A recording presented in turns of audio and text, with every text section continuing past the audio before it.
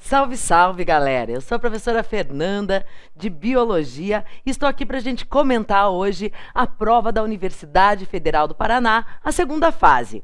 Na minha opinião, uma prova de matar. Prova difícil essa. Você que fez aí o vestibular para Ciências Biológicas e da Saúde, prestou a prova de Biologia, deve estar com remorso até agora de não ter prestado mais atenção nas aulas, né? Mas a gente está aqui no Apoio Enem para dar aquelas dicas preciosas e para fazer aqueles comentários super importantes que para você vai ser decisivo, não só agora, mas também futuramente. Afinal, a biologia vai seguir aí na sua carreira. Vamos começar a comentar a prova? Vamos lá, então. A gente vai falar da primeira questão. Quando a gente comenta a primeira questão, vai ser uma surpresa. Por quê? Porque, claro que a federal leva em consideração os fatores de evolução, as teorias da evolução. Mas ela apontou aí uma situação bastante diferenciada. A federal abordou latitude. E você que às vezes pensou, putz, não gosto muito de geografia, não sei qual que vai ser a diferença da latitude. E claro, ela te deu um gráficozinho, aquele gráficozinho para você ficar ali se batendo e pensando o que eu vou fazer com ele. Então vamos começar? Vamos fazer a leitura da prova? Questão 1, então, da Universidade Federal do Paraná, segunda fase.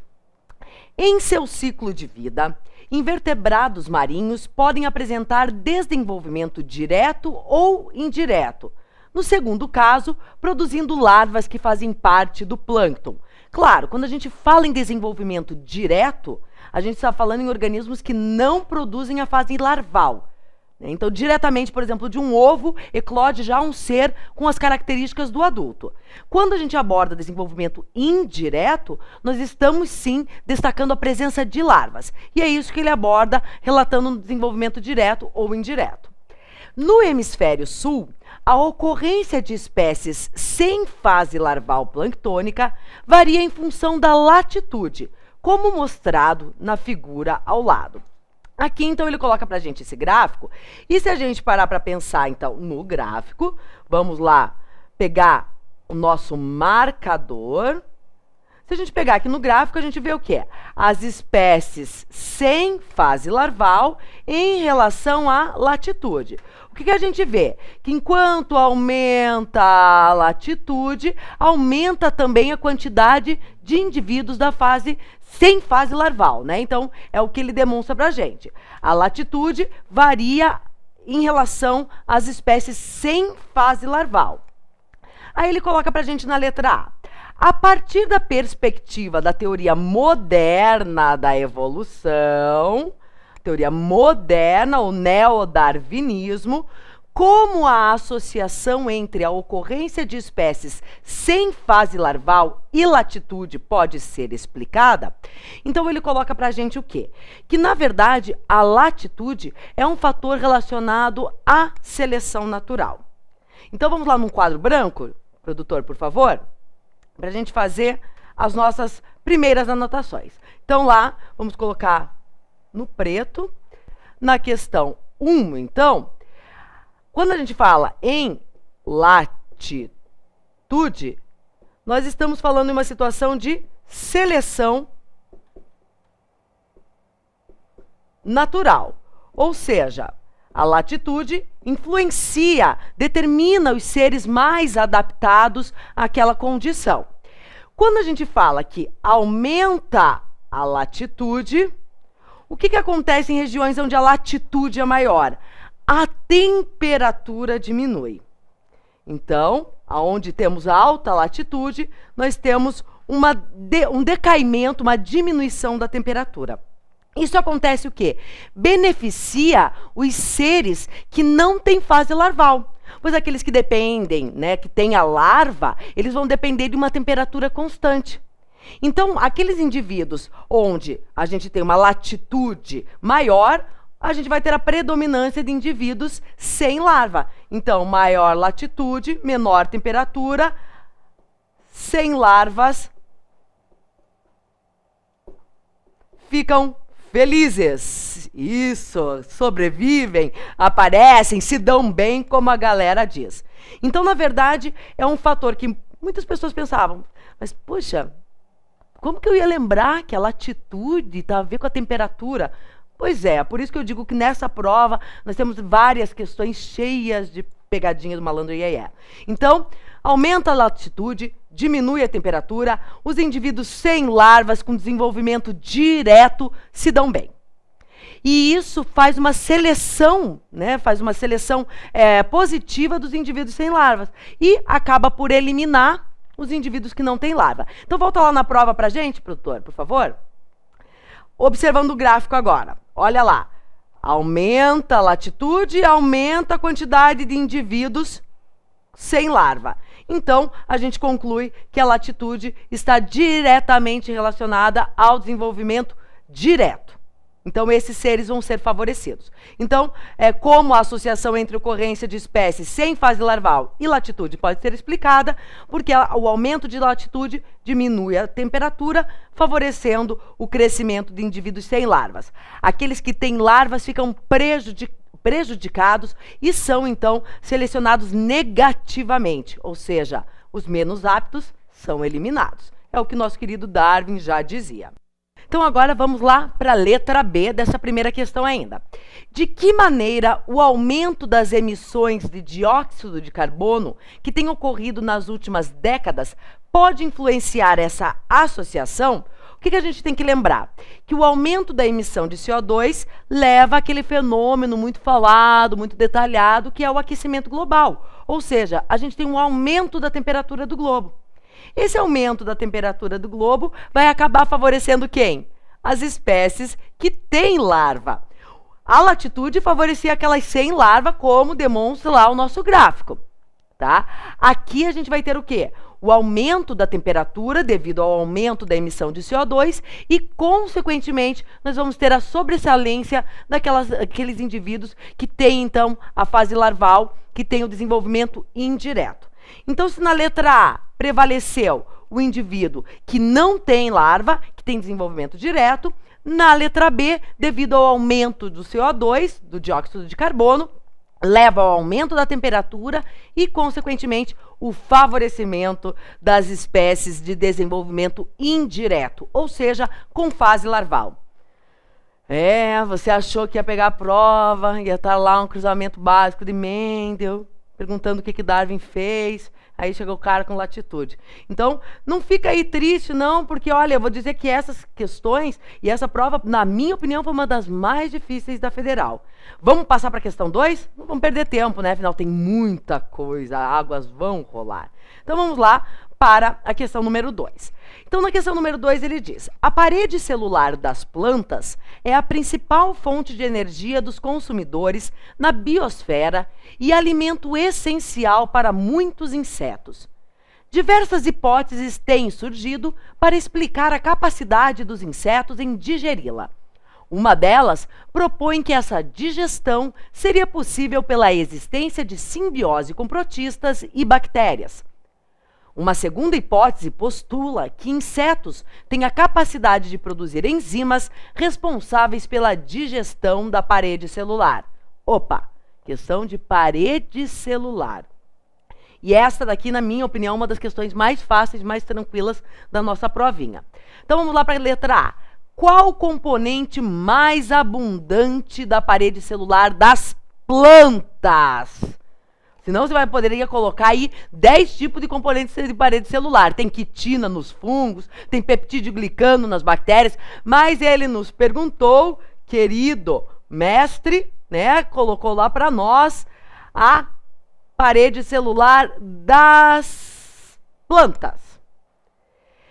E para a parede celular das plantas, um polissacarídeo que você já deve ter acostumado a falar 1000 vezes, que é a celulose. Então, o principal componente da parede celular dos vegetais é a celulose. Celulose neles. Tá? Na letra B, qual das duas hipóteses apresentadas no texto é válida para mamíferos herbívoros? Você está se perguntando que duas hipóteses ele está falando no texto? Aí ele coloca que diversas hipóteses, né? Então, ele coloca pra gente diversas hipóteses. Aí ele coloca, uma delas propõe essa digestão seria possível pela existência de simbiose com protistas e bactérias. Né? Deixa eu apagar aqui que está muito Deixa eu achar aqui, porque elas ficam muito em cima um do outro. Daí eu não vou conseguir mostrar o outro para você. Então, vamos voltar a escrever. Então, a primeira hipótese que ele fala, a digestão seria possível pela existência de simbiose em protistas e bactérias. E a segunda hipótese, os insetos têm capacidade de produzir enzimas. Destas duas hipóteses, qual é válida para mamíferos herbívoros? E aí ele coloca vacas, né, que se alimentam então do capim, que tem que digerir essa celulose. E nós sabemos que existe uma intrínseca relação entre bactérias e os animais como os herbívoros. Então, a hipótese correta seria a simbiose, a primeira hipótese apresentada no texto. E, em especial, a simbiose com bactérias.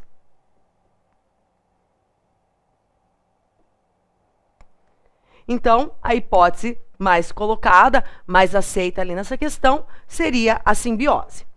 E na letra C ele coloca, de que maneira a análise do genoma de um inseto poderia contribuir para testar a segunda hipótese que diz que alguns insetos têm a capacidade de produzir enzimas para a digestão da parede celular. E por que então o estudo do genoma do inseto poderia contribuir? Você deve lembrar que o genoma contém as sequências gênicas, os genes, e que todo gene é responsável pela síntese de uma proteína. A enzima é uma proteína. Então, fazendo a análise do genoma do inseto, nós poderíamos determinar quais os tipos de proteínas que ele poderia produzir. E dentre essas proteínas, quais enzimas estariam relacionadas à digestão da celulose. Então, genoma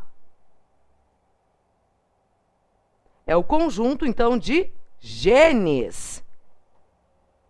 Cada gene determina uma proteína. E dentre as importantes proteínas, nós temos as enzimas. Piadinha infame? Como que a enzima se reproduz? Uma enzima da outra. Essa te peguei, hein? Vai lá, produtor, vamos para a próxima. Senão a pessoa vai falar, meu Deus, o que está acontecendo aí? Então agora vamos lá para a próxima questão. Questão número 3, referente ao ebola. Se você é antenado na mídia, né, já deveria estar pensando, vai ter alguma coisa de ebola. Claro que vai ter alguma coisa de ebola. O que você acha? Falam aí 10 mil vezes, o ano inteiro falando em ebola. Uma das piores epidemias que a gente já viu. Você acha que não vai cair nada na prova de biologia? Ainda que caiu pouco, né? Vamos falar a verdade. Mas caiu. Tá aí a terceira questão para a gente comentar. Então, o recente surto do vírus ebola na África Ocidental é considerado o pior da história.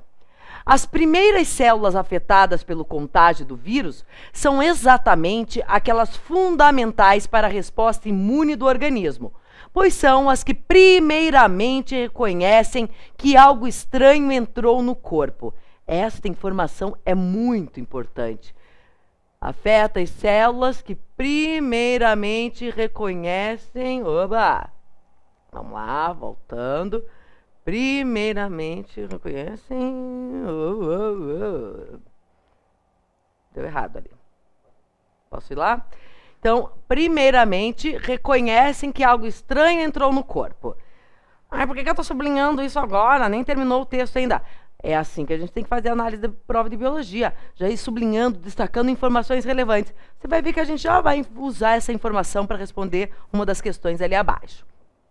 A vacina VSV, em fase de testes, pode ajudar a combater futuros surtos de ebola. A vacina é produzida a partir de um vetor viral semelhante ao vírus da raiva. Neste vetor, foi removido o gene que codifica a glicoproteína do vírus VSV e inserido o gene que codifica a glicoproteína do vírus ebola. A vacina tem, portanto, uma glicoproteína ebola na superfície, mas não se comporta como vírus ebola. Graças a Deus, né? Produz uma vacina porque vai se comportar como vírus.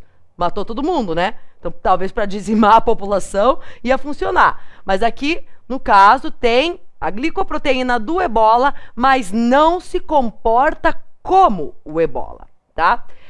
Aí ele pergunta na letra A: que células do organismo fundamentais para a resposta imune são primeiramente afetadas pelo vírus ebola? Agora você se ligou porque que eu peguei e marquei ali no texto, né, que as primeiras células afetadas são as que primeiramente reconhecem que algo estranho entrou no corpo. E aí você deve se lembrar das aulas de biologia, mais especificamente de imunologia, onde a primeira célula de defesa, a primeira porta, aquele primeiro soldado que vai te defender quanto a algo estranho, é uma célula muito importante de capacidade de fagocitose, que é o macrófago.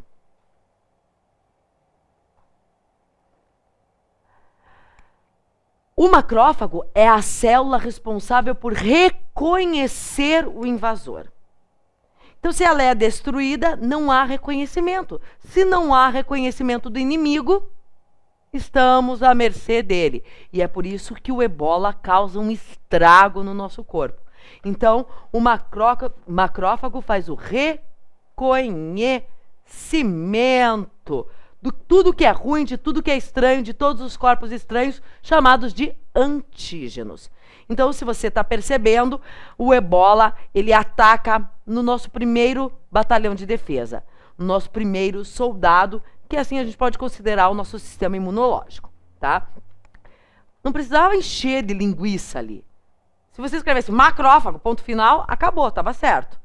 Claro que se você quer impressionar, você escreveria os macrófagos, pois são células fundamentais no reconhecimento inicial de um antígeno. Perfeito, ótimo, tá? Mas não precisava engambelar tanto ali, porque só perguntava que células, tá?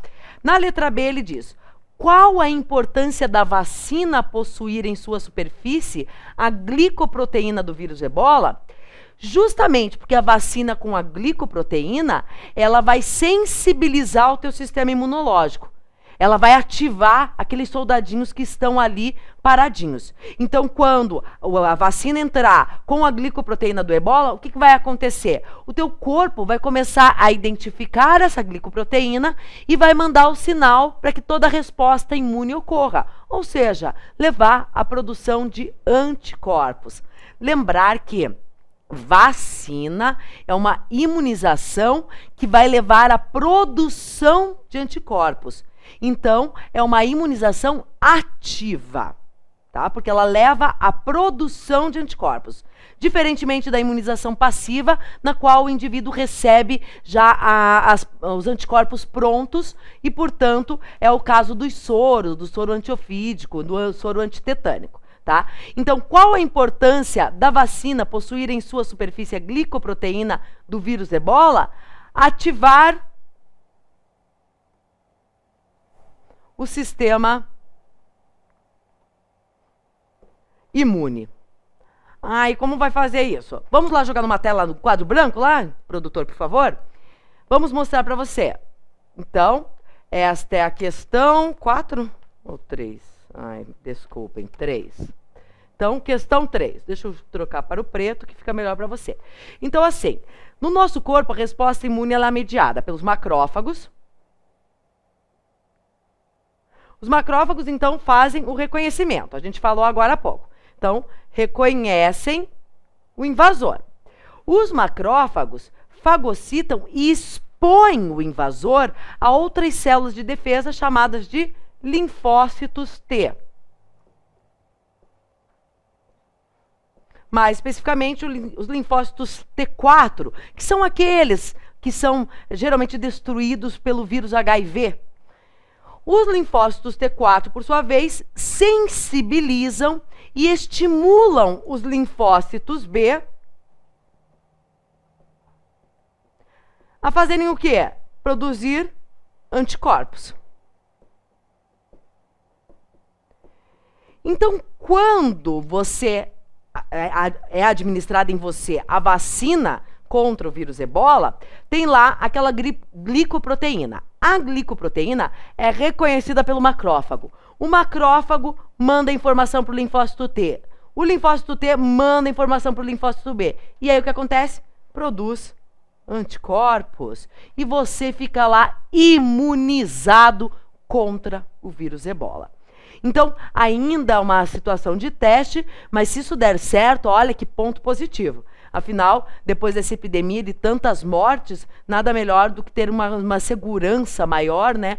Para que a gente possa viver mais tranquilo. Já pensou? Você ficar com medo ali na surdina. Ai, Ebola tá atacando, né? Já pensou? Nosso SUS, super preparado, com todos os equipamentos de proteção individual, né? Para trabalhar com Ebola?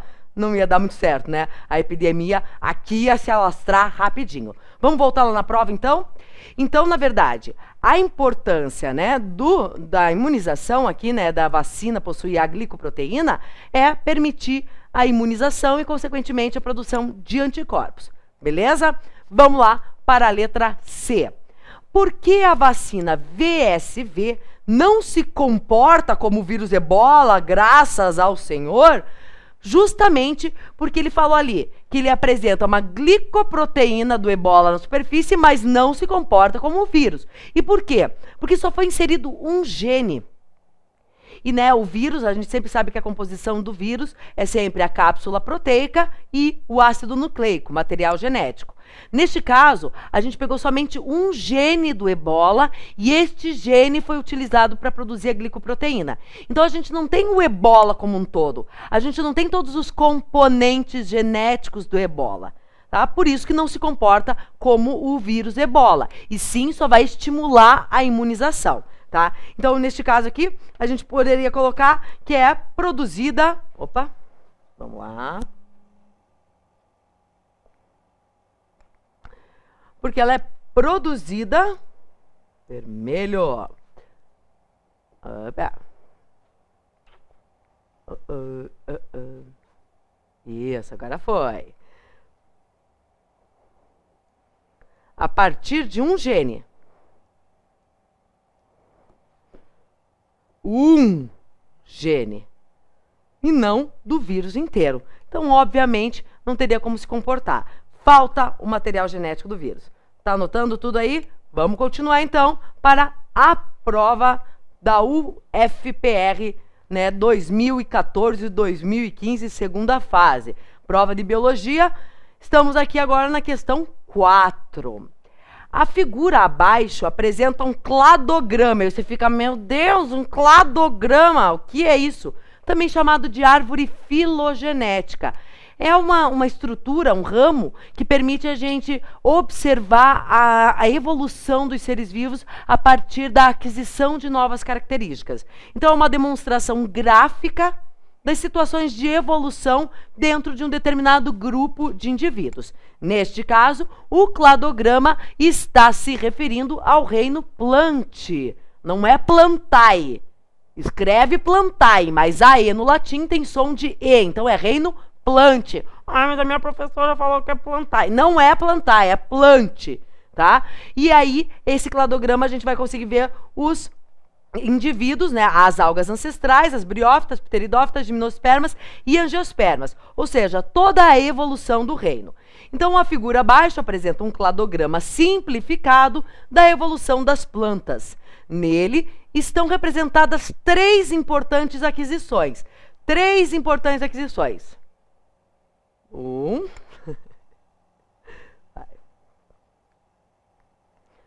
Aquisição 1, 2 e 3.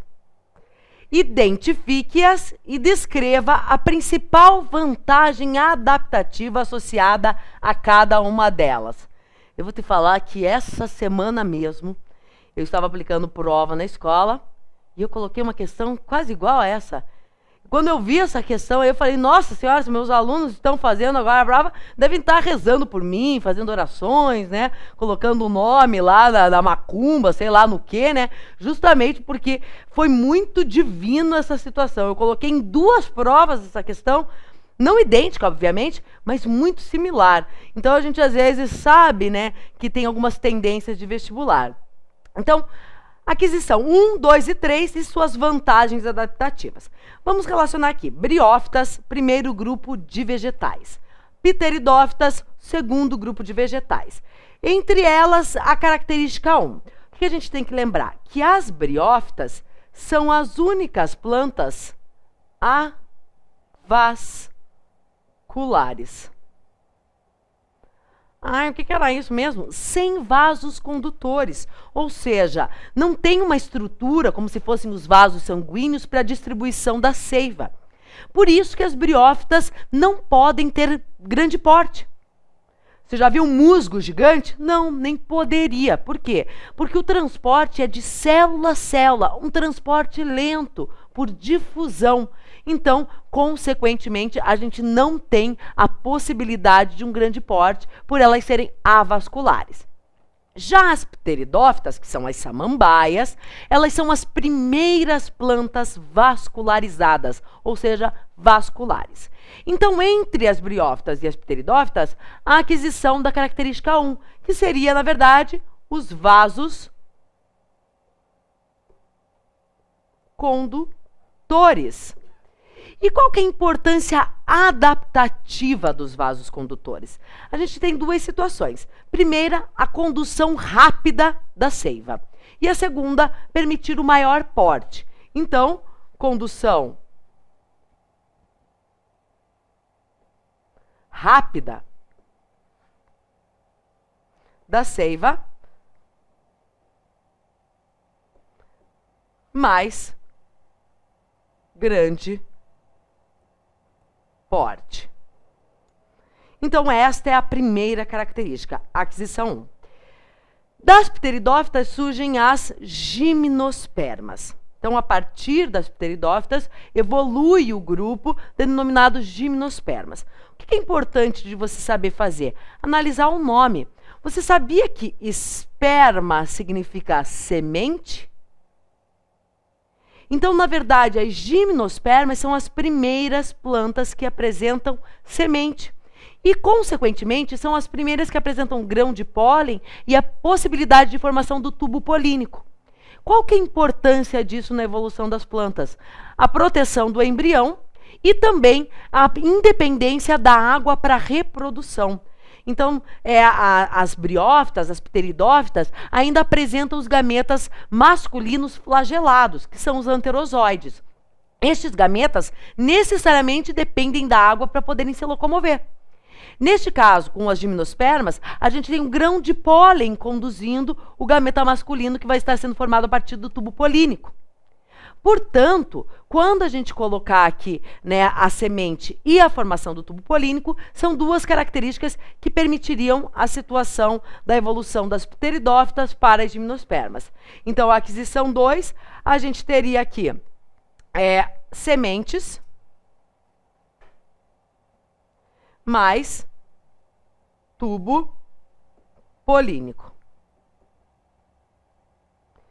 Eu estou colocando as duas situações porque, assim, se você colocasse só a semente e descrevesse a importância, a federal tem que considerar. Se você colocasse só o tubo polínico e descrevesse a importância, a federal também ia ter que considerar. Então, vamos colocar as duas e tornar essa resolução ainda mais completa para você. Então, a aquisição 2, sementes e tubo polínico. Quais as vantagens adaptativas da semente? Proteger o embrião. E do tubo polínico, independência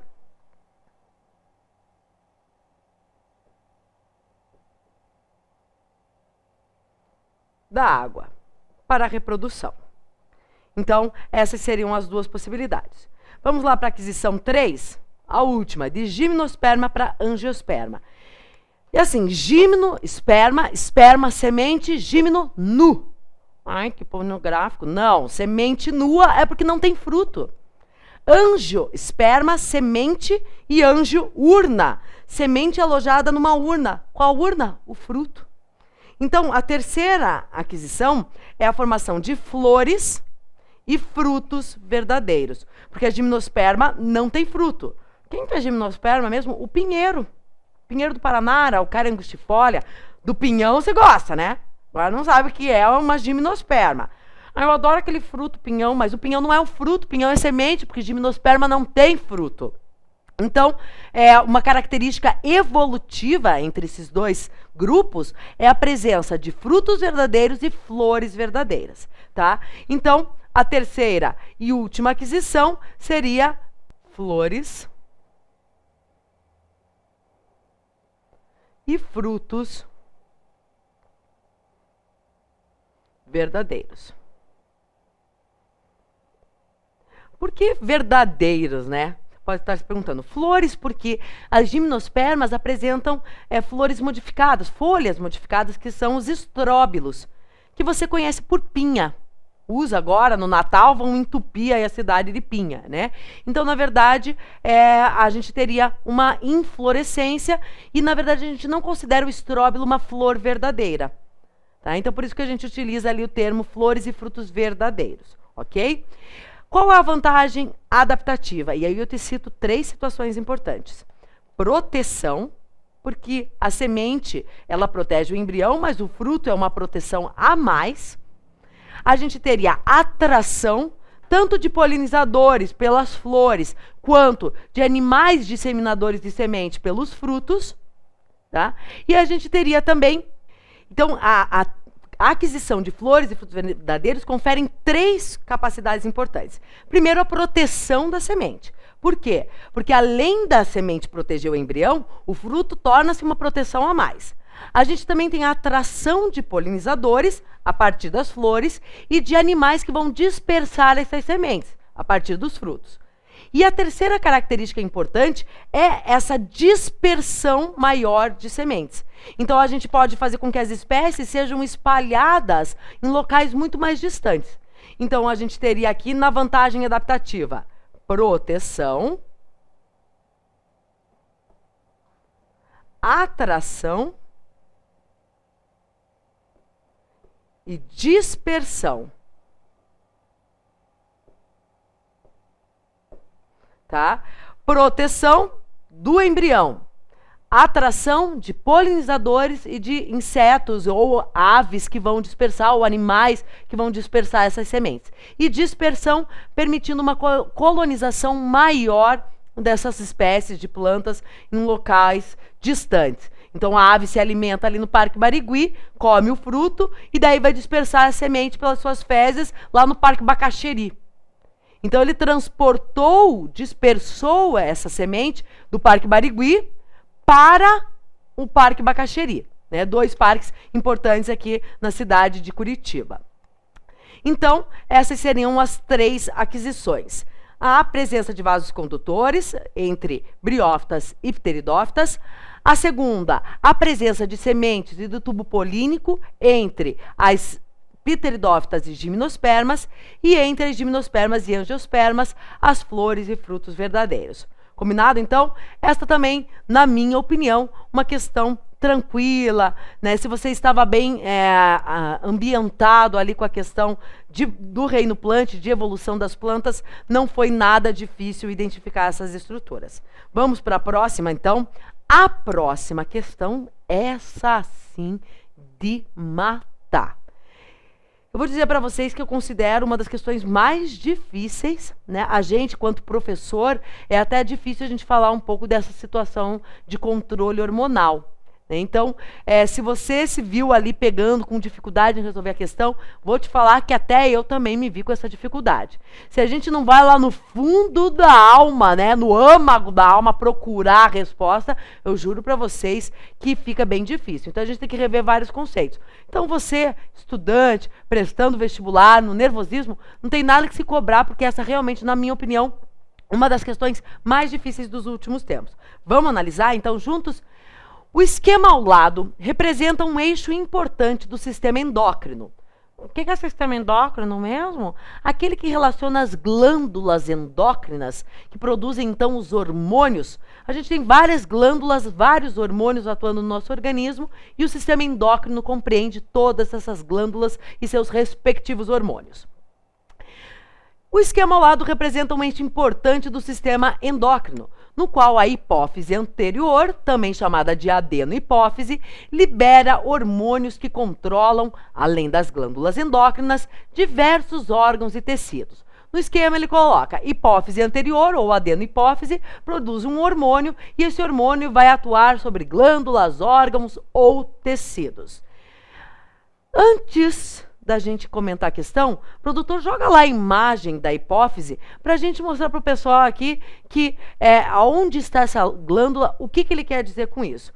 Então, você que não se lembra, a hipófise está localizada aqui nesta região do nosso encéfalo e ela é dividida, né, ela tem uma ramificação com o hipotálamo. Esta ramificação com o hipotálamo é denominada de neurohipófise. Produz um hormônio importante que é o ADH, também chamado de hormônio antidiurético, aquele hormônio que a galera quando toma umas, ele é inibido e aí a pessoa fica 10 vezes no banheiro, sabe? Já ouviu essa história? Sabe bem, né? E aqui a parte, o lobo anterior, que é chamado de adenohipófise. Tá? Então, lobo posterior, neurohipófise, lobo anterior, adenohipófise, aquela que ele cita para você na nossa prova. Vamos voltar lá para a prova, então? Aqui era só para te ambientar, para você rever aí alguns conceitos. Então, ele fala ali, neste eixo, o eixo, então, que a gente está abordando é o eixo da adenohipófise. Como a secreção dos hormônios da hipófise anterior é controlada, e aí que eu digo para vocês, como ocorre o controle da secreção desses hormônios da hipófise anterior? Então, na verdade, a gente tem um mecanismo denominado de feedback negativo. Então, na verdade, o que vai acontecer? A glândula, ela vai estimular a produção de determinado hormônio e este hormônio vai determinar a produção de outros hormônios que vão acabar por inibir a ação desta glândula, no caso da adenohipófise. Então, vamos montar um esquema lá bonitinho no nosso quadro branco para a gente poder fazer essa situação. Então, a gente tem o aumento, vamos passar para o próximo quadro, essa questão 5, eu troco de cor, agora é o preto. Né? Então, como a gente falou, é o mecanismo do feedback negativo. Tá? Então, este é o controle que ele queria que você escrevesse. Então, o aumento do produto final vai inibir a ação da glândula. Então, a ativação desta glândula. Um exemplo que a gente tem importante é o da hipófise. Então, eu vou citar aqui um exemplo. Tá?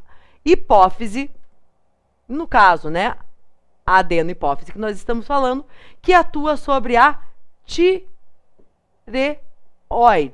Então, outra glândula do nosso sistema endócrino. Tá? Você já deve ter ouvido falar bastante nela, porque é muito na moda aí hipotireoidismo, hipertireoidismo, né? Então, que são o aumento do funcionamento dessa glândula, tá?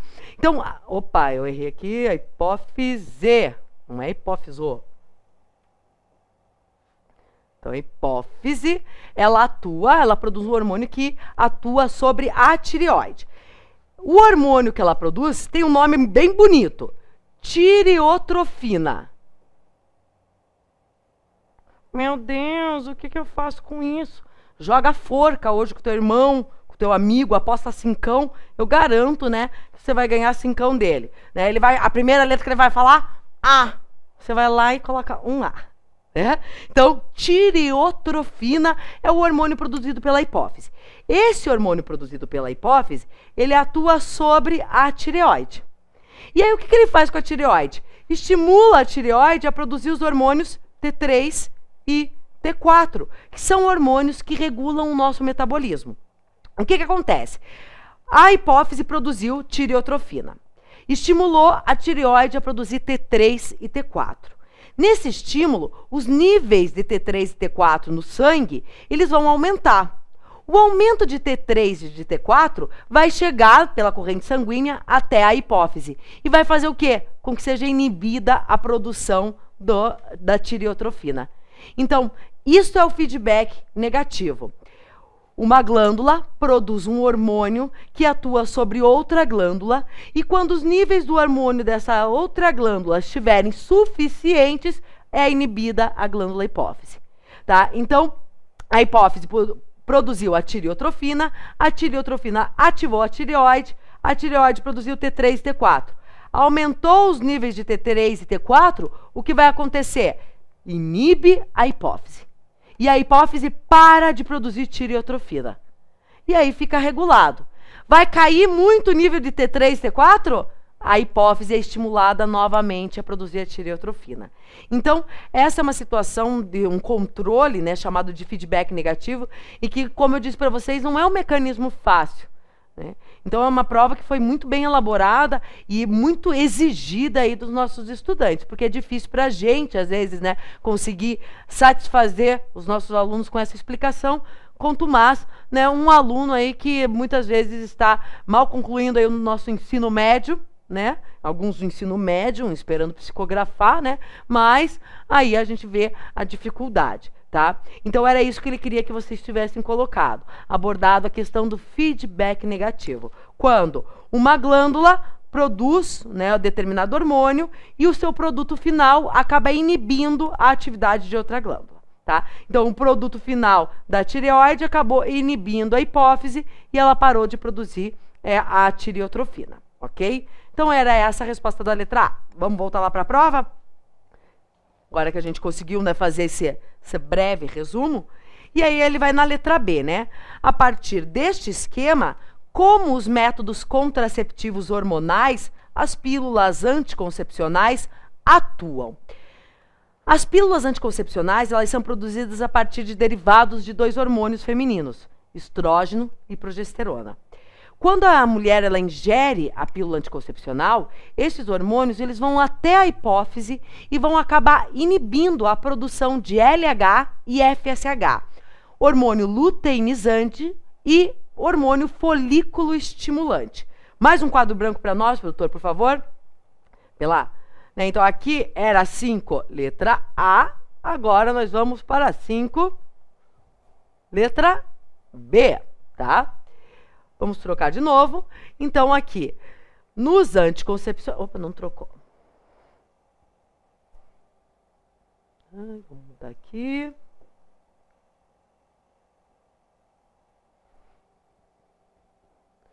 Nos anticoncepcionais, nós temos estrógeno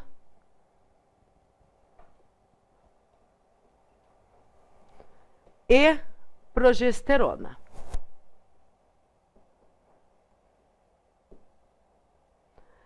Claro que não o hormônio em si, são derivados, tá? Esse estrógeno e progesterona, como a gente acabou de falar do feedback negativo, eles vão atuar sobre, então atuam sobre a hipófise.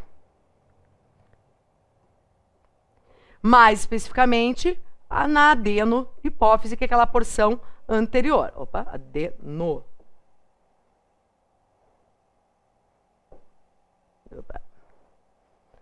adeno-hipófise, tá? Isso vai fazer o quê? Com que a hipófise iniba a síntese de dois hormônios importantes relacionados à produção, né, à atuação do desenvolvimento das gônadas, que a gente chama de hormônios gonadotróficos. É o hormônio LH e o hormônio FSH. Para hormônio, a gente usa muito a questão da sigla, tá? Porque daí vem LH, hormônio luteinizante. Então, as siglas sempre do inglês. FSH, hormônio folículo estimulante. O hormônio luteinizante, ele estimula a liberação do ovócito secundário, né, que seria a prévia aí do gameta feminino. E o hormônio folículo estimulante, ele estimula o amadurecimento dos folículos ovarianos. Então, ele sendo inibido, esses dois hormônios, não ocorre a ovulação. É como se o anticoncepcional driblasse todo o controle hormonal interno. Então, ele acaba enganando o nosso sistema endócrino. Tá? Então, os anticoncepcionais, que são produzidos a partir de estrógeno e progesterona, vão atuar sobre a adenohipófise e vão inibir a secreção de LH e FSH.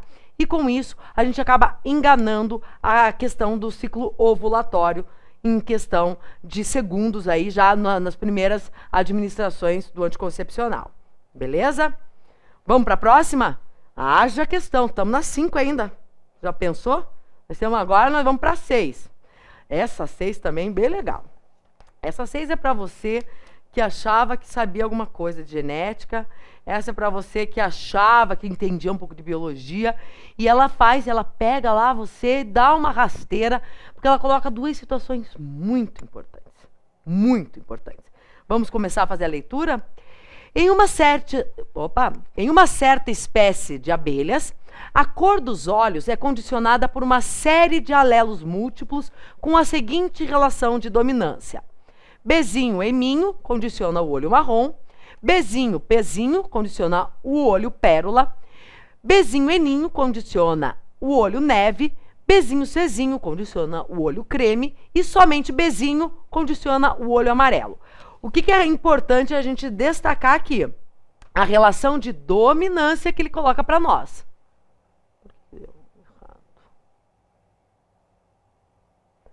Ele coloca... De novo. Agora acho que vai, né? Ele estabelece uma relação de dominância entre os alelos. Ele citou que é um caso de alelos múltiplos, que nós também conhecemos por polialelia. São vários alelos para determinação de um mesmo fenótipo. Claro, você não pode ter todos os alelos simultaneamente. Tá?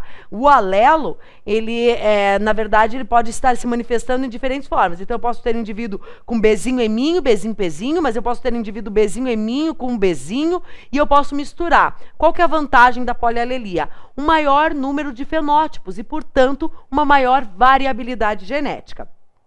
Outra informação importante, que talvez para você tenha passado despercebido, nós estamos falando de uma certa espécie de abelhas. E lembra que abelhas têm uma situação bem peculiar em relação à determinação do sexo dos seus indivíduos. Lembra lá naquela relação de sociedade em que nós temos uma hierarquia? Né? Nós temos os machos, nós temos as fêmeas, só que as fêmeas podem se dividir em operária e a rainha. Qual a diferença entre eles? O macho, não houve fecundação do óvulo. Um macho, ele é uma célula haploide, um gameta feminino, que não foi fecundado, que começou a se desenvolver, sofrer mitoses sucessivas e formou um embrião. A operária, assim como a rainha, ela é originada da fecundação, a junção de um gameta feminino com um gameta masculino, produzindo um ser diploide, 2N. Esse ser diploide forma a fêmea. Qual a diferença, então, entre a operária e a rainha? A rainha vai ser alimentada com geleia real, vai ficar lá na boa. Enquanto a operária, o nome já diz, vai trabalhar, vai correr atrás da construção, da organização, da colmeia, vai correr atrás do alimento, vai manter a situação estável. Então, o macho, era muito importante lembrar aí, ele é formado por partenogênese. E sabe por quê? Você vai entender porque a primeira pergunta você mataria por isso. E teve um monte de gente que ficou fazendo cruzamento. Ai, Bzão, eminho, tô ficando louco com tanta letra. E no final das contas, não era nada disso, tá? Então, vamos lá. Analisando esses primeiros dados, vamos continuar com a pergunta. Uma abelha de olhos marrons, heterozigota para pérola, para tudo. Você pegou essa informação. Ah, eu vou continuar lendo a questão. Não vai continuar lendo. Você tem uma fêmea que é marrom. Se ela é marrom, o alelo para marrom, Bzinho, eminho, é o dominante sobre todos. Aqui você está vendo na relação de dominância. É o mais dominante, é aquele que seria o melhorzão. Bzão, eminho com qualquer outro alelo vai dar sempre marrom. Então os olhos marrons vão ser sempre mais evidentes dentro de uma população de abelhas, tá? Uma abelha de olhos marrons, heterozigota para pérola. Então, ela era Bzinho, eminho, Bzinho, pezinho. Este é o genótipo da sua fêmea. Não, da sua não, né? Da fêmea da questão, antes que alguém leve por trás, né? Este é o genótipo da fêmea em questão. Ela produziu 1.250 gametas, que foram inseminados artificialmente por espermatozoides de machos com olhos da cor marrom, pérola, neve, creme e amarelo. Meu Deus, qual que é o genótipo desses caras, desses monte de macho? O macho, meus queridos, ele é formado a partir de um óvulo não fecundado. Então, se o macho tinha o olho marrom, é porque ele era Bzinho, eminho. Se o macho tinha olho pérola, era porque ele tinha Bzinho, Pzinho. Basta um gene, é o que a gente chama de hemizigótico. Ele não precisa de 2 alelos. Afinal, ele é haploide. Ele não tem os 2 conteúdos genéticos. Ele não tem como a fêmea tem Bzinho, Eminho, Bzinho, Pzinho, porque ela herda um do óvulo, um do espermatozoide. O macho não. O macho é formado a partir de óvulos não fecundados. Então, a característica do óvulo em questão é a característica do macho. Então, se o macho é, vamos supor aqui, vamos fazer um exemplo. Se o macho é marrom, é porque ele é Bzinho, Eminho. Se o macho é pérola, é porque ele é Bzinho, Pzinho. Se o macho é neve, porque ele é Bzinho, Eninho. Se o macho é creme, é porque ele é Bzinho, Czinho. Se o macho é amarelo, é porque ele é Bzinho. Pronto, este é o genótipo do macho. Tá? E isto vai fazer uma diferença tremenda na sua resolução, tá? Aí ele fala que foram fecundados 80% dos gametas femininos. Aí ele vai te perguntar, quantos descendentes fêmeas e quantos machos nascerão? Por quê? Bota lá um quadro branco para nós, por favor, produtor. Ó, vamos pensar o seguinte, essa é a questão 6. Vamos pensar o seguinte agora. Ela me falou que tinha 1.250 gametas femininos. Estes 1.250, 80% foram fecundados. Se 80% foram fecundados, fecundados, tá certo. Se 80% foram fecundados, desses 80% serão fêmeas.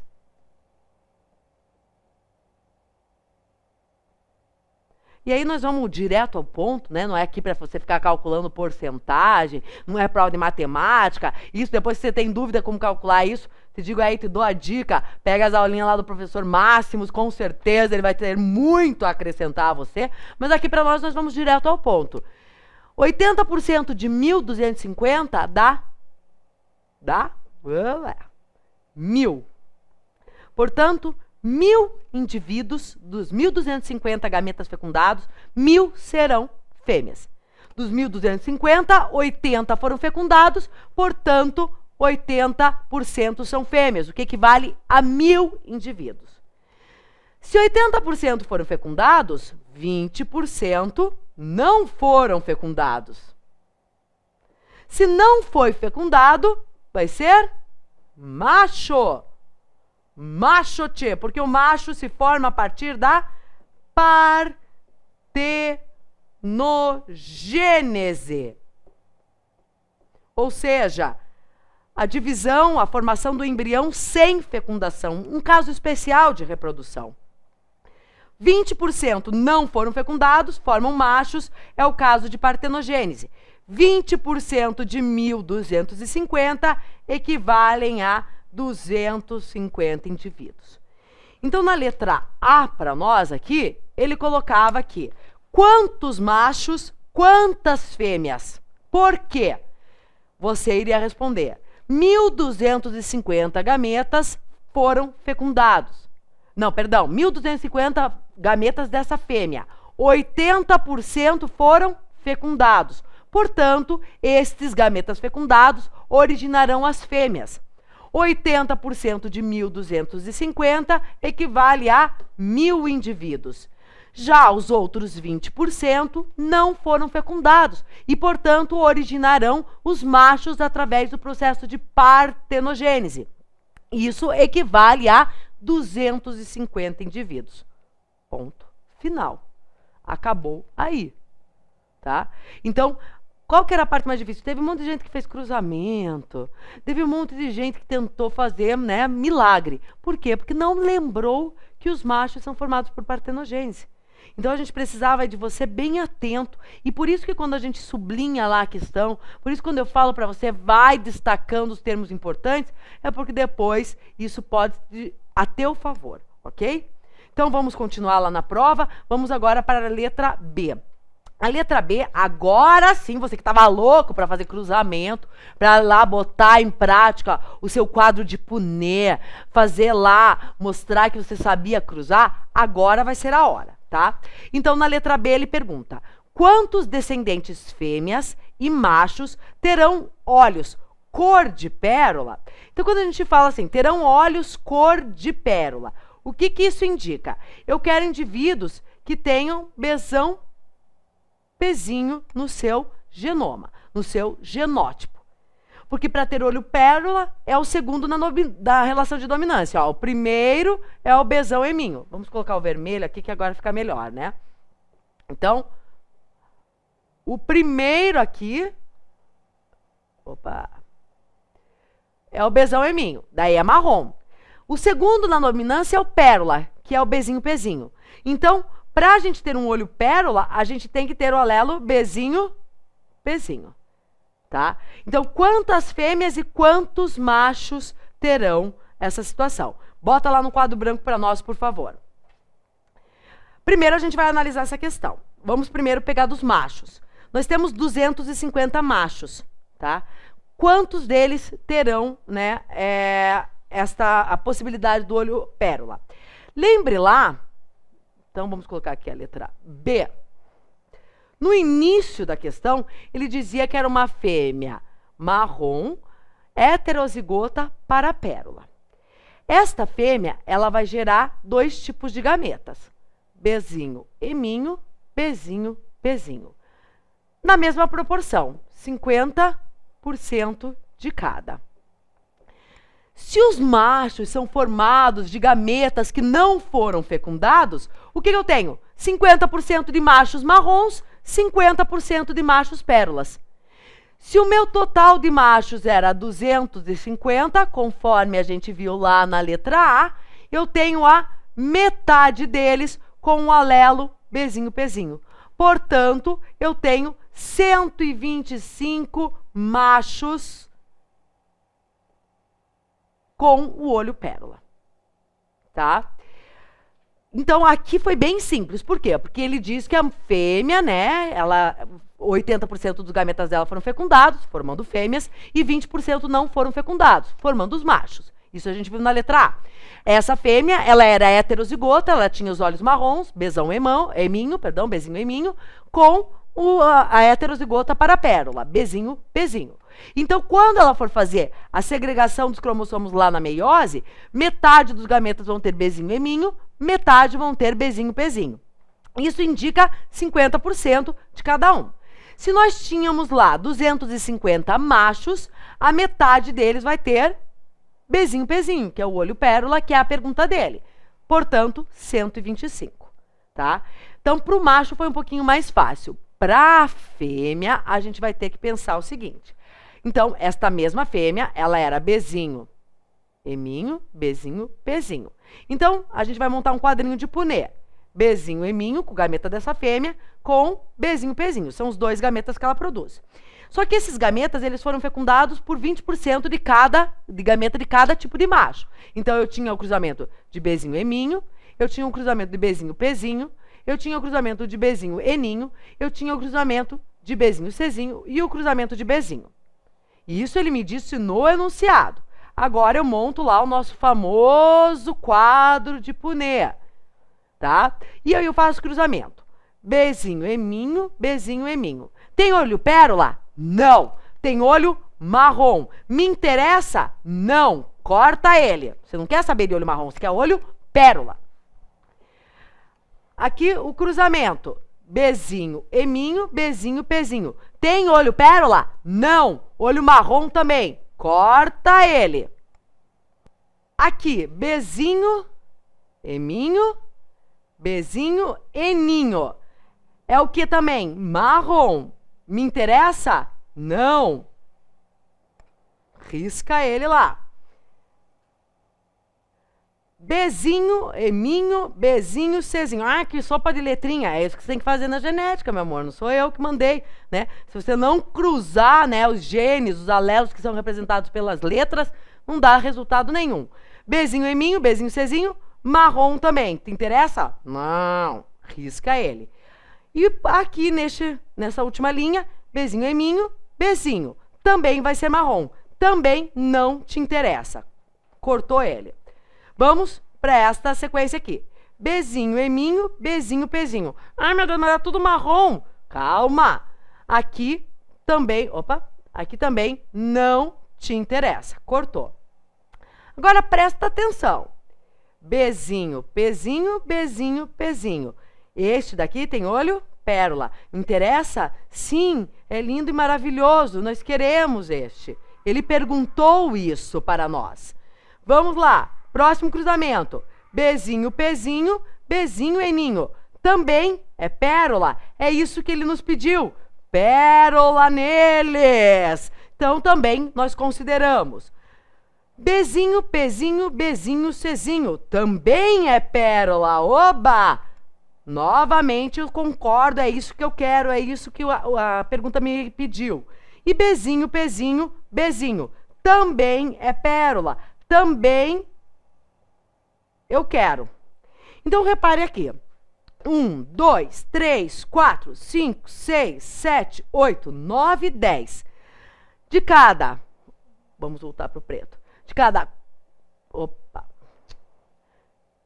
De cada 10 indivíduos, 4 são pérolas. Apresentam um alelo Bzinho, Pzinho e o outro alelo. Nós vimos lá dos indivíduos na letra A que as fêmeas, elas comporiam 1.000 indivíduos. Dos 1.250 óvulos, 80% foram fecundados, gerando 1.000 fêmeas. Se a cada 10 nós temos 4, aí aqui se a gente tiver 1.000 fêmeas, que é o que a gente viu na letra A, nós vamos ter X. E esse X vai resultar em 400 fêmeas pérola. Então vamos fazer agora a retrospectiva dessa questão. Vamos lá desde o nosso comecinho. A gente fez tudo aqui. Primeiro, a letra A. Falava que 1.250 óvulos. Desses 1.250, 80% foram fecundados, formando fêmeas. 80% de 1.250, 1.000 fêmeas.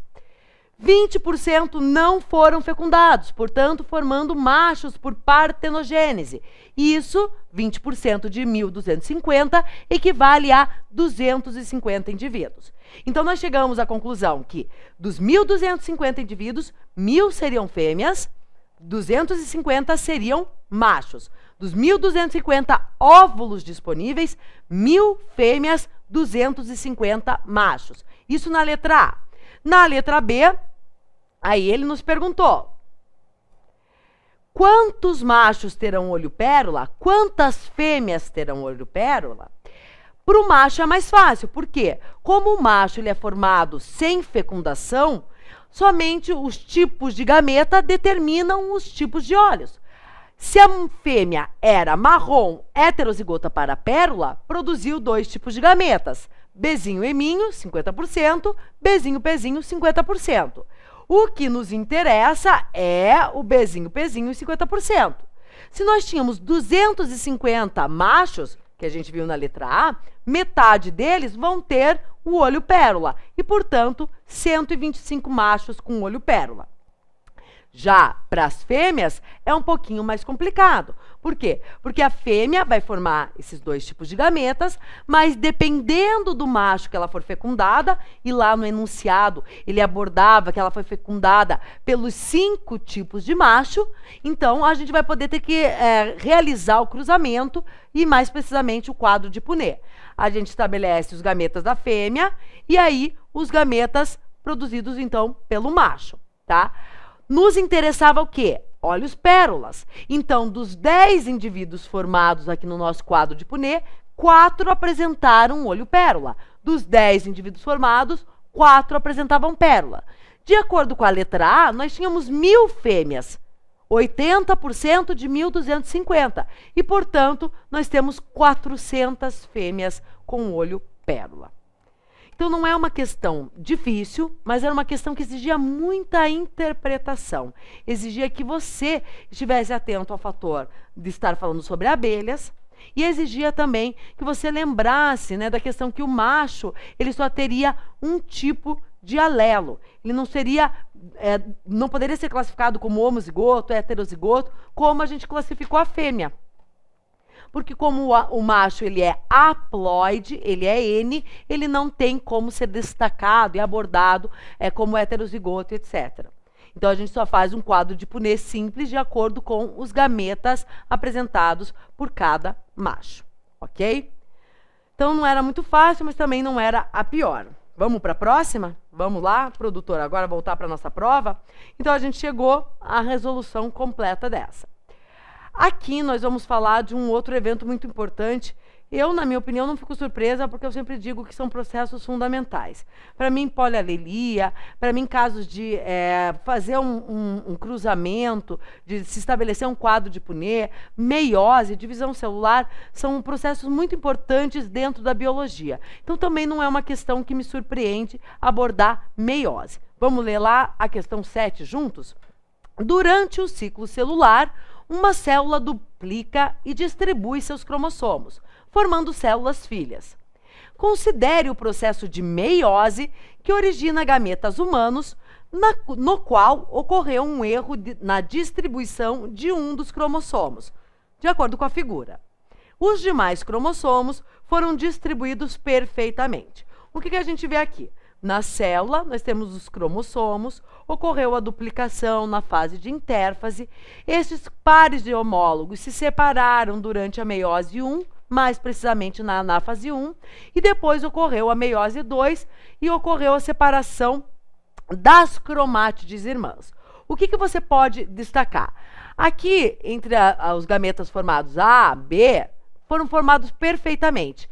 Durante essa etapa, nós tivemos a separação perfeita desses cromossomos, das cromátides irmãs, indo cada uma para um gameta distinto. Já aqui o cromossomo 1, o que aconteceu? Ele se duplicou, mas durante a separação das cromátides irmãs, ele migrou para o mesmo gameta, não tendo nenhuma cópia dele no gameta D. Então, repare ali, né, que a gente tem o gameta C com 2 cromátides e o gameta D sem nenhuma cromátide. Aí ele nos pergunta, na letra A, qual evento, processo do ciclo celular falhou, levando ao erro na distribuição dos cromossomos? Então, o que a gente sabe? A gente tem que determinar cada processo. O que a gente pode ver? Aqui era a célula inicial, vamos anotar aqui para você, a célula inicial. Esta célula inicial é uma célula 2N, uma célula diploide. Esta célula passou pelo período de intérfase, mais precisamente a fase S da intérfase, que levou à duplicação do material genético. Era uma cópia do cromossomo, para dividir, faz a duplicação do DNA na fase S da intérfase. Aí começa a meiose. Aí vai começar a divisão celular propriamente dita. Então aqui a gente tem meiose 1, que é a separação dos... que é a separação dos cromossomos homólogos. Ai, fiz errado, fiz o contrário.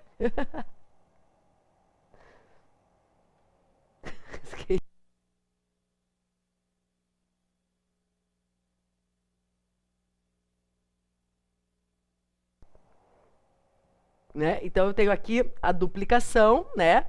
E aí aqui eu vou ter a separação dos cromossomos homólogos na meiose 1, mais precisamente na anáfase. E aqui a ocorrência da meiose 2. Tem que aumentar um pouquinho, né? Ai, deixa eu apagar, que ficou tudo muito feio.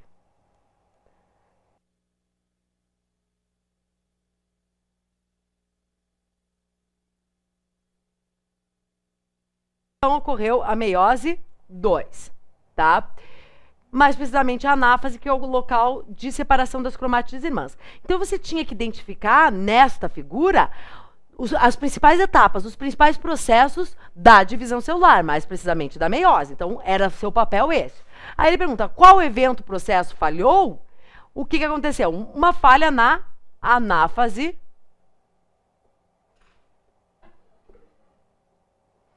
2, mais precisamente na separação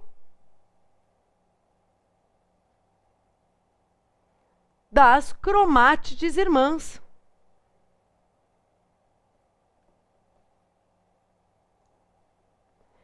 Ocorreu um evento que nós chamamos de não disjunção. ou seja, a não separação da cromátide irmã. Então, foi uma falha realmente aqui na anáfase 2, mais precisamente na separação das cromátides irmãs, tá? Na letra B, qual seria a consequência biológica da geração de um zigoto a partir da fecundação dos gametas C ou D com um gameta normal do outro sexo? Então, aqui ele quer saber da fecundação desses dois gametas. Claro, são os gametas que estão anormais, é esse que importa para ele, tá? Então, se ocorrer a fecundação do gameta C, o que vai acontecer? O gameta C tem duas cópias ali do cromossomo 1. Opa, deixa eu... Aqui ficou. Então, o gameta C tem duas cópias. Se vier um cromossomo normal, é uma cópia normal, como tem no cromossomo A e B. Então, eu vou ter 3 cópias. É o caso que nós chamamos de trissomia. Ou seja, um cromossomo a mais daquele conjunto. É o que ocorre, por exemplo, na síndrome de Down. Então, um indivíduo com um gameta com 2 cromossomos 21 é fecundado por um gameta normal, que apresenta apenas um cromossomo 21, e gera um indivíduo com 3 cromossomos 21, gerando a trissomia do 21, também conhecida por síndrome de Down. No cromossomo D, nós temos 0 cromossomo. Repara lá, porque ao invés dele se separar, foi tudo para o C. Aí eu vou ter o cromossomo normal, que tem um gameta normal, que tem um cromossomo, e aí eu vou ter somente um cromossomo. Neste caso, eu tenho a falta de um cromossomo. E a falta de um cromossomo é chamado de monossomia. E aqui é um caso bem importante, porque na espécie humana, nós só temos um caso em que a monossomia ela é fundamental, ela é permitida, ela é viável, que é o caso da síndrome de Turner. Não é Tina Turner, é síndrome de Turner, tá? E neste caso, é a ausência de um cromossomo sexual. A mulher, ela geralmente tem 2 cromossomos X, um que ela herda da mãe e outro que ela herda do pai. Então, a mulher é XX. No caso da não separação correta dos cromossomos X, a gente forma um gameta sem X nenhum e quando fecundado por um gameta normal, vai ter apenas um X, é o que a gente chama de X0. E aí, neste caso, tem uma síndrome, uma monossomia, que é a síndrome de Turner. Na verdade, é viável, nasce o indivíduo, claro que com algumas restrições, uma vez que o segundo cromossomo X ele vai ter, na verdade, um papel fundamental na determinação dos caracteres secundários femininos. Então, essa pessoa, essa menina, ela vai ter algumas restrições, algumas situações diversificadas, né, quanto à fisiologia, mas ela é viável, ela não é abortada. Se fosse a falta de qualquer um outro cromossomo que seja autossômico, lembra que nós temos o par sexual e os outros 22 pares são cromossomos autossômicos. Se fosse a ausência de um cromossomo autossômico, não seria viável. Justamente porque a falta de um dos cromossomos não permite a formação de determinadas características por completo. Então, esse indivíduo seria abortado espontaneamente. Então, às vezes, a gente observa situações de aborto espontâneo, não consegue ver uma explicação, e pode sim ser um erro, um defeito na formação do gameta que levou à formação de um indivíduo inviável. Tá? Geneticamente inviável, ok? Vamos lá para a letra C, e aí eu vou mostrar para vocês que, na verdade, falando tudo isso que eu comentei agora, a gente já automaticamente respondeu a letra C, tá? Vamos lá. Suponha que ocorra a fecundação do gameta D, masculino, por um gameta normal do sexo feminino. Haveria alguma diferença se o cromossomo 1 fosse um autossomo ou um cromossomo sexual para a viabilidade do zigoto? Por quê? Então, a gente acabou de comentar que sim, haveria diferença. Se fosse a ausência de um cromossomo sexual, a gente teria o quê? Uma possibilidade, uma viabilidade, que seria o caso da síndrome de Turner. Se fosse a ausência de um cromossomo autossômico, seria uma monossomia de autossomo e aí não seria viável, seria um aborto espontâneo. Então, sim, você iria escrever. Você iria anotar lá na sua resposta. Faria diferença? Sim, faria diferença. Se fosse um cromossomo sexual, o indivíduo seria viável. Teria uma síndrome, que é a síndrome de Turner, mas seria viável e seria do sexo feminino. Ele seria X0. Se fosse um cromossomo autossômico, ou autossomo, dá na mesma, a gente teria um indivíduo inviável. Por qualquer autossomo que fosse. E aí a gente teria o aborto. Então reparem que dentro da genética existem explicações e existem situações muito bem destacadas, muito bem relacionadas. Tá? Então a gente não pode deixar de analisar e de perceber essa circunstância. Tá? Então haveria sim uma grande diferença se o cromossomo fosse sexual ou autossomo. Tá? Neste caso aqui, a pessoa teria 44 cromossomos autossômicos, mas faltaria um cromossomo sexual, por isso é chamada de X0, ok? Então, assim a gente conseguiu responder completamente e adequadamente essa questão. Vamos para a questão 8? Vamos para a questão 8? Quase no fim, né? Estamos chegando lá. Nas prateleiras de um supermercado, podemos encontrar vinagre, iogurte, pão, cerveja e vinho. Ai, tá bom, ver que você nunca viu isso. Né? Tem uns enunciados que eles colocam achando que a gente, né, tem problema mental, só pode ser, tá? Aí ele pergunta na letra A, que processo biológico está associado à produção de todos esses itens? Todos esses itens têm um procedimento em comum, chamado de, vamos lá, começa com uma coisa muito linda, que é fer, no caso, tipo eu, mas termina com mentação. Fermentação é o processo biológico. Esse processo, lembrando, é um processo anaeróbico. Ele independe da produção de oxigênio. Então, a fermentação é a produção de energia pela célula sem levar em consideração a existência de oxigênio. Então, alguns seres vivos, como bactérias, como fungos, eles têm a capacidade de realizar esse mecanismo. Tá? Então, lembrando que a fermentação é um processo anaeróbico. O que é anaeróbico? Sem consumo de oxigênio, ok? Então, qual era o processo biológico? A fermentação. Não precisava escrever mais nada. Ele perguntou qual o processo, ele não disse explique. Então, qual o processo? Fermentação. Pronto, acabou. Que grupos de micro-organismos são necessários para a produção do iogurte, da cerveja? O iogurte, nós vamos ter preferencialmente as bactérias. Grupo de micro-organismos, bactérias. Na cerveja, nós teremos os fungos, tá? As bactérias fazem um tipo de fermentação, que é a fermentação lática, que gera ácido lático. Já os fungos fazem a fermentação que nós chamamos de fermentação alcoólica, que produz CO2 mais álcool, etanol. Tá? Então, assim, as bactérias, elas fazem a fermentação lática gera o ácido lático. Então, se você pegar lá no iogurte, se você pegar um Yakult, você vai ver que está escrito lactobacilos vivos. Lactobacilos são bactérias vivas, que estão lá para realizar o processo de fermentação, produção de energia sem consumir oxigênio. E esse processo vai levar à produção do ácido lático. Tá? Então, se você deixar o leite exposto, vai virar coalhada. Por quê? Porque as bactérias presentes no ar vão fermentar aquele leite e vão produzir o ácido lático. O ácido vai levar com que as proteínas do leite elas comecem a se coagular, coalhar. Né? E aí forma a famosa coalhada. Daí você diz, o leite está azedo. Por que está azedo? Porque é o sabor característico do ácido, azedo. Tá? Já os fungos realizam a fermentação alcoólica. E, em especial, um grupo de fungos que são as leveduras.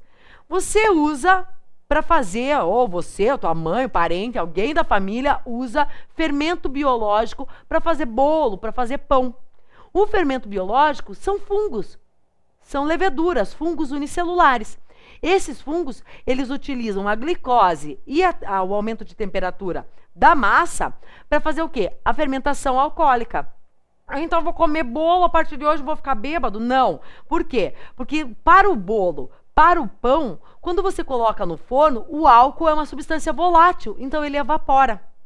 E, portanto, não fica acumulado. Só que quando você corta a massa do pão, ela fica aquele aspecto fofinho, parece que ela está cheia de bolinhas dentro, é o CO2 que ela eliminou.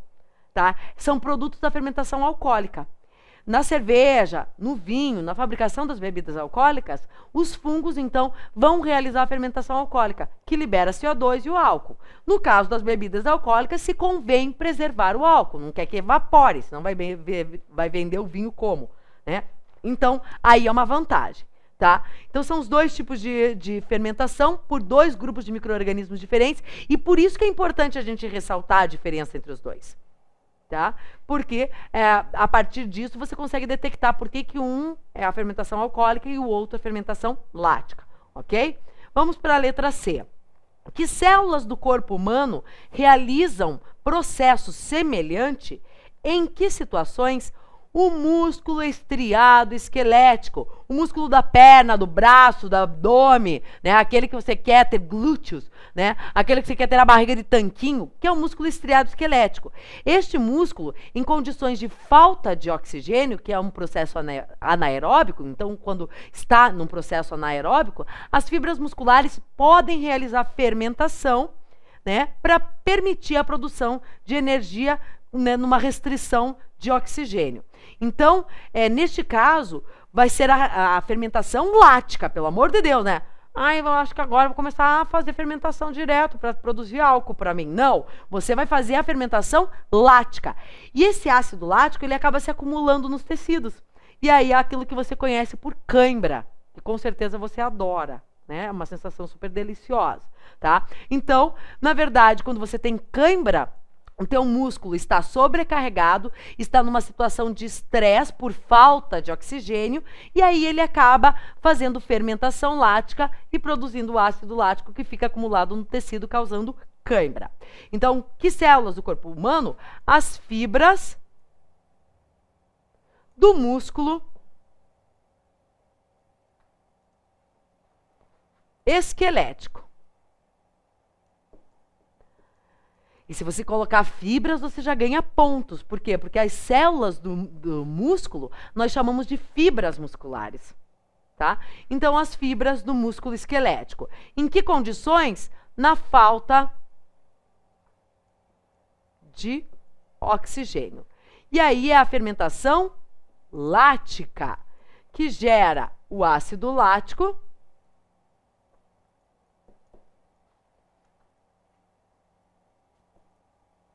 e produz a famosa cãibra. E quando eu escrevo cãibra, todo mundo fala, eu não sabia que era assim que se escrevia cãibra. Né? Deixa eu apagar aqui, que é um tio aqui, né? Antes que alguém tente colocar outra coisa, né? Opa! Olá. Aqui é um tio, tá? Então é cãibra, ok? Quanto mais completa você dá sua resposta, é o seu diferencial, ok? Então, quando você fala numa prova de biologia e você tenta ser só o mais direto, é aquilo que eu comentei. É fermentação, mas quanto mais informação se colocar, melhor você é avaliado. Ainda mais porque você já deve ter errado um monte de questão antes, né? Então, às vezes, isso aí pode te favorecer, ok? Então, falamos em fermentação, pode ser lática ou alcoólica, relacionada às bactérias e os fungos, e no nosso corpo as fibras musculares realizam esse processo, ok? Questão 8, estamos quase no fim, vamos para 9? Vamos para a próxima? Vamos lá então. Uma questão aí bem interessante, que é sobre camada de ozônio, né? E eu gosto desse tema, por quê? Porque as pessoas geralmente costumam confundir camada de ozônio com aquecimento global, efeito estufa. E uma coisa é uma coisa e outra coisa é outra coisa. Tá? Então vamos começar abordando a diferença entre esses dois. Antes de a gente falar de qualquer coisa, bota lá um quadro branco para nós, produtor, por favor, para a gente poder... Agora eu vou dar uma de desenhista. Talvez não seja a minha melhor habilidade aí, né? Mas nós vamos tentar. Então eu vou fazer 2 globos terrestres. O professor Mico de Geografia talvez pudesse estar aqui me recriminando. Mas eu acho que, eu vou ser sincera para vocês, que eu acho que eu desenho melhor do que ele, tá? Então, depois vocês me comentam, aí vocês falam o que vocês acharem dos desenhos, tá? Porque a gente, né, aí na biologia a gente não aprendeu a desenhar muito bem, tá? Nem na escola, sempre, nunca foi uma coisa que eu fui muito boa. Nesses dois globos, eu vou destacar os dois processos, efeito estufa versus camada de ozônio.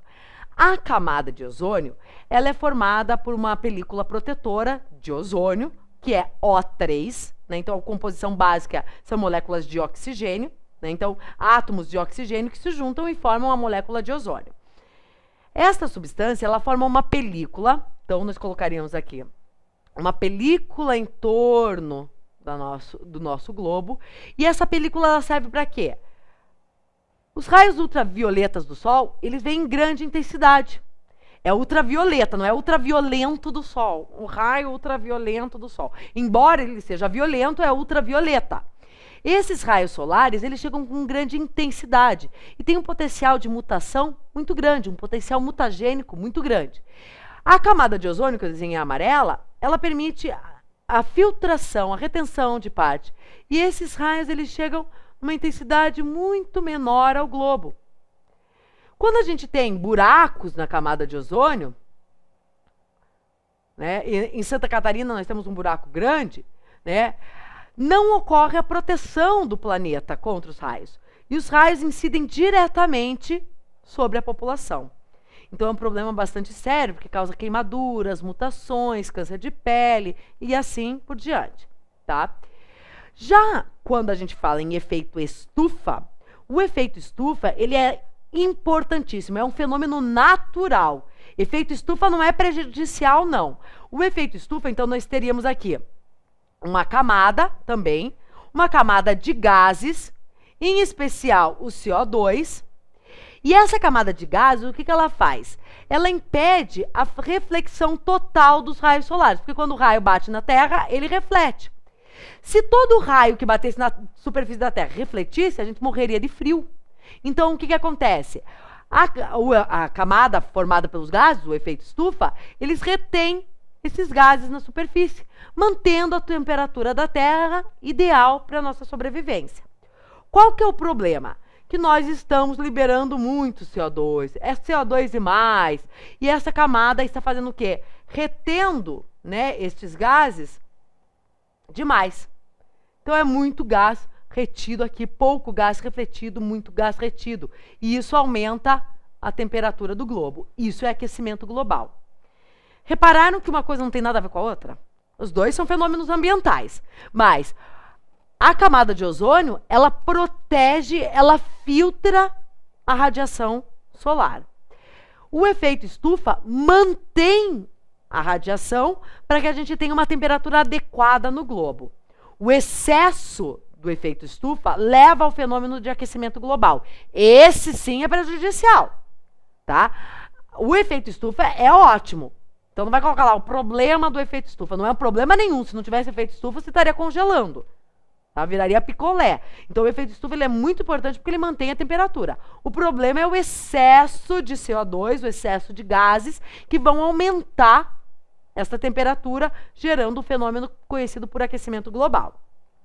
Captaram a diferença? Perceberam? E é muito comum, e eu falo isso em toda aula que eu dou de ecologia, a gente chega nesse ponto, e chega na prova, o cara vai lá e escreve e confunde tudo. Qual a causa da destruição da camada de ozônio? É a alta emissão de CO2, queimada, poluição. Não tem nada a ver. Você citou as causas do aquecimento global. E por isso que a gente tem que aqui distinguir bem, separar esta situação, porque se eu não separar isso aqui agora, na hora de responder você confunde tudo. Vamos voltar lá na prova então, produtor? Vamos lá agora, vocês vão perceber que a gente tem então a questão sobre camada de ozônio. Então, questão 9. Uma boa notícia para o meio ambiente. Um relatório da ONU, divulgado nesta semana, mostrou que a camada de ozônio está dando os primeiros sinais de recuperação após anos de destruição. Letra A. Cite duas consequências da destruição da camada de ozônio para o meio ambiente ou para a saúde humana. Duas consequências, ele foi um bonzinho. Essa questão, na minha opinião, também uma das mais fáceis.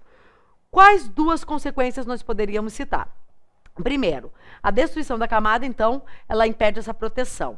Portanto, a radiação incide diretamente sobre nossa pele, causando queimaduras e mutações que podem levar ao câncer de pele.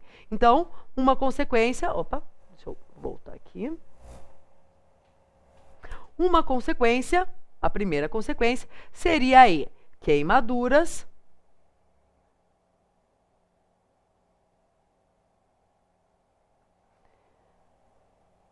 mutações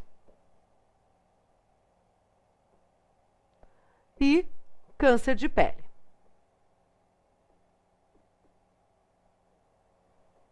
Que é o mais comum. Poderiam ter outros tipos de câncer também, mas o mais comum é o de pele. E a segunda consequência? Vocês devem pensar assim, que o aumento, né, dessa incidência, dessa radiação potente, mutagênica, ela não interfere só a nós. Você pensa em espécies, né, seres unicelulares, como as algas marinhas, né, pense em seres que estão ali naquele costão rochoso da praia, eles são tão influenciados quanto. Então, aqui, o aumento dessa incidência de raios mutagênicos, ela também interfere na diversidade local. Então, ela acaba por diminuir a biodiversidade. E a diminuição da biodiversidade, né, que é a diminuição do número de espécies biológicas, ela leva a uma alteração em toda a cadeia alimentar. Então, altera toda a cadeia alimentar. Claro, se a alga ela foi prejudicada, os peixes que se alimentam dela, ou o zooplâncton que se alimenta do fitoplâncton, serão prejudicados. E isso vai causar uma alteração em toda a cadeia alimentar. Então, é altamente prejudicial, ok? Então, são os dois fatores que a gente poderia citar em relação à destruição. E letra B, a que intervenção humana pode ser atribuída essa boa notícia? Aqueles queriam que você falasse do protocolo de Montreal, que foi discutido, na verdade, na cidade de Viena, em 1985. Muitos de vocês não eram nem nascidos, talvez a maioria aí que está assistindo, né? Então não tinha nem o conhecimento desse protocolo de Montreal. Mas ele foi um protocolo que foi a favor de soluções entre as nações, a união das nações para combater a destruição da camada de ozônio. Pense, 1985 já se abordava isso. E agora, né, esse dado que a gente tem, né, da fonte ali do jornal o Globo, que agora a gente está começando a ter um retorno. Tá? Então, aqui intervenção humana. O protocolo de Montreal, que assinou a união dos países para todo mundo trabalhar a favor da camada de ozônio. Mas qual que foi a principal intervenção? A eliminação do principal agente causador da destruição da camada, que é o gás CFC. Não é Coritiba Futebol Clube, não é para você aí ficar imaginando, CFC. Não, CFC é um gás clorofluorcarbono ou clorofluorcarboneto. Esse gás é o responsável por degradar, por destruir o ozônio. Então, a diminuição da liberação desse gás, que é o CFC, ela propiciou uma manutenção, um equilíbrio maior do cuidado da camada de ozônio. Aonde que estava esse gás? Nos aerosóis, nos refrigeradores. E hoje em dia, se você comprar um refrigerador, ele vai estar escrito lá, livre de CFC. Se você comprar um desodorante aerosol, procure aquele que está escrito lá, livre da emissão de CFC. Por quê? Porque este está fazendo bem para o planeta. Este está de bem, de boa, ele está relacionado aí diretamente à proteção da camada de ozônio, tá? Então, qual a intervenção? A diminuição da liberação. Hoje, produtos com CFC estão proibidos, tá? De CFC. Clorofluorcarbono, tá? Presente nos refrigeradores e aerosóis, ok? E aí essa intervenção humana, ela gerou, aí foi gerada a partir do protocolo de Montreal, que foi uma reunião, como tantos desses protocolos que eles fazem, Kyoto e etc., né, para tentar combater e minimizar os efeitos dos impactos ambientais. Porque a gente consome demais, produz demais e acaba destruindo o ambiente. E assim a gente conclui a questão 9. Uma questão que também não era difícil, né? Você só não podia confundir camada de ozônio com efeito estufa, ok? Vamos para a última? Encerrando, acabando, a última questão. Você está ansioso, está aí me acompanhando já há um tempão, mas a gente está resolvendo essa prova com a maior paciência, com a maior dedicação, para que você aí seja 10, gabarite os próximos vestibulares. E se não for dessa vez, se você está querendo mais conhecimento, aqui também conosco, aqui no Apoio Enem, é com você, é comigo, é com todos os professores motivados para o seu sucesso. Vamos para a última questão? Chega de trololó. Embora a célula eucariota seja altamente compartimentalizada, os processos necessários para a vida estão integrados em redes. Por exemplo, apenas uma parte do ATP sintetizado numa organela conversora de energia é utilizada na própria organela, sendo o restante do ATP exportado da organela e utilizado por outros compartimentos celulares, como os especializados na biossíntese, processamento e distribuição de proteínas. E aqui, então, ele nos coloca uma imagenzinha da nossa célula eucariota com vários compartimentos. Você pode reparar aqui, então, uma situação em A, um compartimento em B, uma outra situação em C, em D e em E. Então, você tem 5 situações sendo descritas. É óbvio que ele vai te questionar das 5. Você achou que ele ia passar batido? Não, aquele quer tudo de você, tá? E aí, ele pergunta na letra A, quais são as organelas indicadas em B, C e D? Mas como que eu vou saber isso? Primeiro, você olhou que os ribossomos estão acoplados diretamente na organela B, realizando a produção, a síntese proteica. Qual organela está relacionada diretamente à síntese proteica, exceto os ribossomos? Qual? Qual? Isso aí! Retículo endoplasmático liso. Não!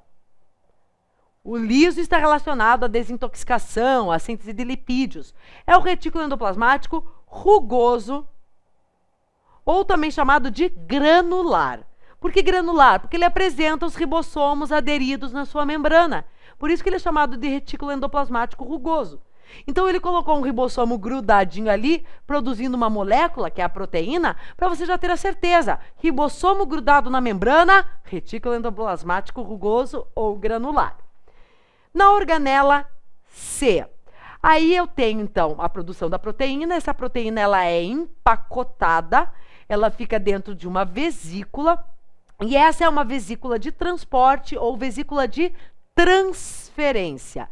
Então, em C, vesícula. Vesícula é sempre, não é vesícula biliar, não tem nada a ver, tá? Vesícula aqui é uma organela, uma estrutura formada por membrana que se assemelha a uma bolsinha, um saquinho, tá? Então, uma vesícula é uma bolsinha que vai armazenar a proteína. Neste caso, uma vesícula de transferência.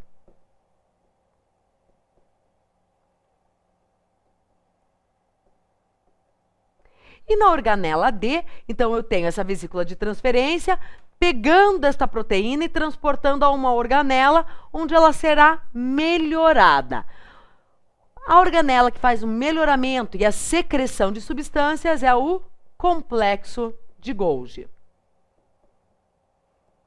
Também chamado de aparelho de Golgi, complexo golgiense, e hoje pela primeira vez eu vi um outro nome, Golgiossomo. Né? Estranho, né? Complexo de Golgi, fica assim, mais fácil, melhor, tá? Então, na letra B eu tenho o retículo endoplasmático rugoso, ele faz o transporte da proteína pela vesícula de transferência, e a vesícula de transferência, ela se acopla ao complexo de Golgi para melhorar e secretar a substância produzida, ok? Então, aqui a gente colocou as 3 organelas, B, C e D. Daí ele pergunta, na letra B, qual processo celular está indicado em A? A está ocorrendo a secreção, a liberação do produto para fora da célula. E este transporte é conhecido por exocitose. Um transporte em massa de grandes substâncias, que vai ser mediado por vesículas, ou seja, a vesícula originada ali do complexo de Golgi, que são os lisossomos primários e secundários, se aderem, né, à membrana plasmática da célula e formam então essa vesícula de exportação, liberando para fora da célula, por isso exocitose, o produto de secreção. Se você produzir anticorpos, o anticorpo é uma proteína, ele vai ser liberado a partir de exocitose.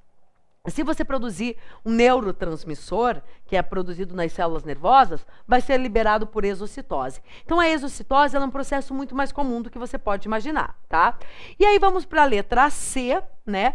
Que pergunta qual processo bioquímico nós temos indicados na letra E. Na letra E, nós vemos aqui uma mitocôndria, porque eu tenho dupla membrana, e aí eu vejo assim, aminoácidos, acetil-CoA, NAD, FAD, um monte, ATP. Então eu sei que é mitocôndria e está ocorrendo a respiração celular. O que está ocorrendo no processo E? Ele mostra um ciclo de reações químicas. Este ciclo de reações químicas é chamado de ciclo de Krebs. Por favor, ciclo de Krebs, não é ciclo de crepes. Senão acaba que você está querendo um rodízio. Eu queria no ciclo de crepes, comer um rodízio de crepes. Não, é ciclo de Krebs, tá? Onde nós temos a incorporação da acetilcoenzima A e durante esse processo a liberação de CO2. Então, põe lá para mim na letra C, por favor, sobe um pouquinho, que no processo bioquímico que nós vamos ter, então, representado na letra E, nós teremos o processo denominado de...